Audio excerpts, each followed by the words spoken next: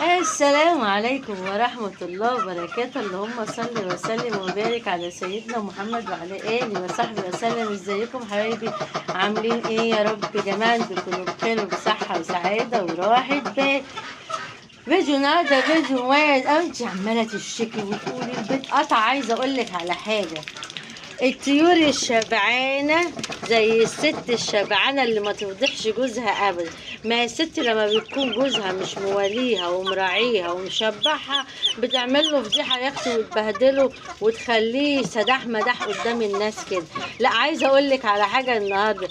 ما هو انت بتشتكي ان انت طيورك ما بتبيضش ليه؟ بقى انت بقى لا اما مجوعاها لا اما مش مديها تحصيناتها لا اما ما بتتفرجيش على فيديوهاتنا. بتشتكي ليه بقى؟ عايزه اقولك ان في والله العظيم عشبتين اساسيين اعمليها لطيورك على طول بالصلاه على النبي، وشوفي الطيور بتاعتك هتبيض ولا لا. لو قطعت بيض، لو عجزت، لو انسي انك تشتكي اصلا. بس قبل بقى ما نقول هنعمل ايه النهارده، بصي فضلة خيرك، البطاطا والجزر دي حاجة أساسية للطيور، خليها تاكل وتزير كده وتتبسط، والطيور الشبعانة بتجري وتلعب في كل مكان. بصي ولاد المفترية يا شيخة، ما انتي واكلة. عايزة اقولك النهاردة يا اختي بقى بطاياتي الصغيرين، قبل ما اقولك تعملي ايه في وصفة البيت. بصي الحط ربع يوم يا معلم، قشط عليك قشط. بصي ده ربع يوم، بصي ده ربع يوم. انت احكمي، انت احكمي. طيب ايه اللي هتعمليه النهارده يا بطل؟ بصي البصل ما تفكريش، البصل ده انا لازم احطه باذن الله. الهزار هزار والجد جد، البصل ده اقوى مضاد حيوي تعمليه للطيور بتاعتي. طيب ايه تاني يا بنتي يا بطه؟ حاطه لهم جزر على بطاطا. انا لازم احط جزر وبطاطا لان احب احط مقويات وفيتامينات. فلما احط جزر واحط بطاطا، وانت عارفه ما ادراكي بالبطاطا بتخلي العيل الصغير يوم ما احرمش يبقى زي يعني ما شاء الله بقى مش هنقول. البطاطا بتكبر بسرعه جدا جدا ومغذيه جدا. بتحطي عليها جزر وتحطي عليها حبه كركم وحبة شطة، الشطة هنا بس تهت في البتاع، وحبة علف وبس. اهو ده ربع يوم، ربع يوم. ما ترهقيش نفسك في التربية وتقولي هتكلف وما تكلفش. حطي الحاجات اللي اقولك عليها وما تفكريش، والمية بتاعتك تكون فيها مية بليمون بالصلاة على النبي. بصي بقى ياكلوا الاكلة، والله بحط الاكلة بسم الله ما شاء الله ساعتين واطلع ملاقي مفيش اي حاجة. بصي اهو اهو، ولا بنقي واحدة عن واحدة ولا حاجة خالص. بصي بياكلوا ولا لا؟ طيب هنحط حاجة تانية بقى. بصي الأسطورة دي، الأسطورة اللي أنا قلت لكم عليها. بصي أهي، بصي ايه، مش هقول لك تاني. صوديوم وكالسيوم ومركبات اخرى وحاجات كتير. تحطي بس حبه، بحط قدامكم اهو الطرق كبشه واحده وهم تختي اهي، عشان بس تتاكدوا. هي عامله زي بودره السيراميك كده، بس فيها كالسيوم وفيتامينات عاليه قوي. تحطيها بقى للطيور كده، بحطها كل يوم قدامكم وبحطها تحتيهم. بصي بصي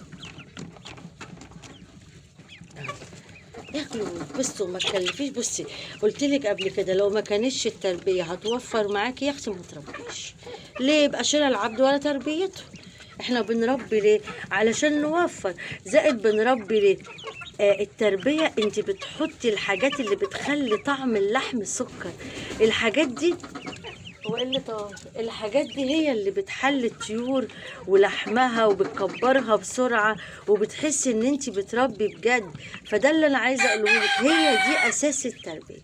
بصي انك تشكلي في نوعية الاكل وفي نفس الوقت توفري. طيب احنا بقى جايين النهاردة. تقفلي كده ليه؟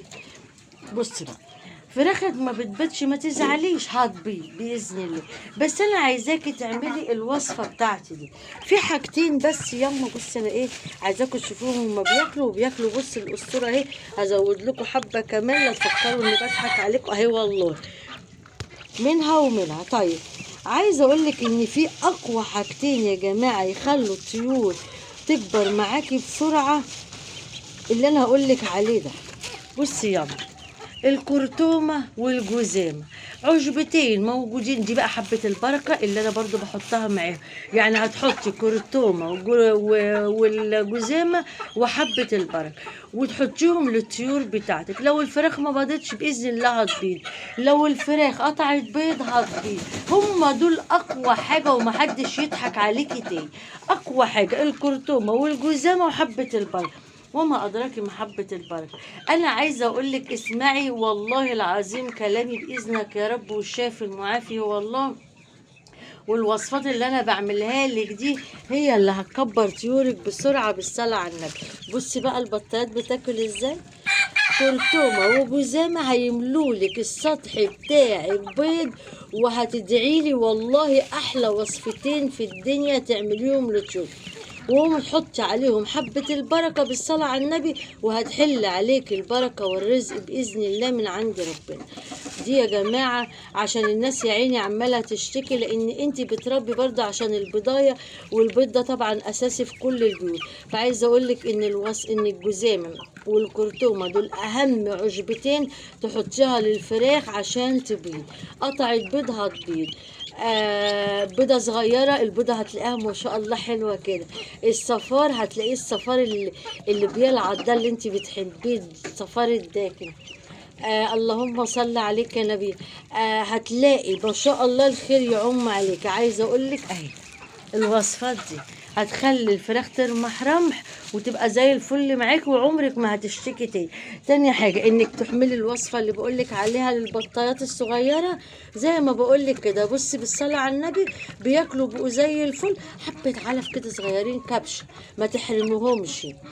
ماشي كده تمام كده بالصلاة على النبي هتلاقيهم معاكي زي الفل. وهتلاقي بص السنبان عامل ازاي رخي اهو اهو نفس الوصفات والله، ما بغير حاجه زي ما بوريكم.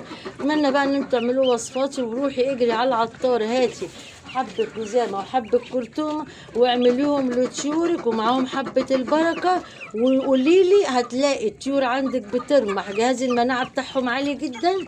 وخلي بالك الطيور الشبعانة تغرق لك السطحتين. ما الطيور الشبعانة زي الست الشبعانة اللي ما تفضحش جوزها.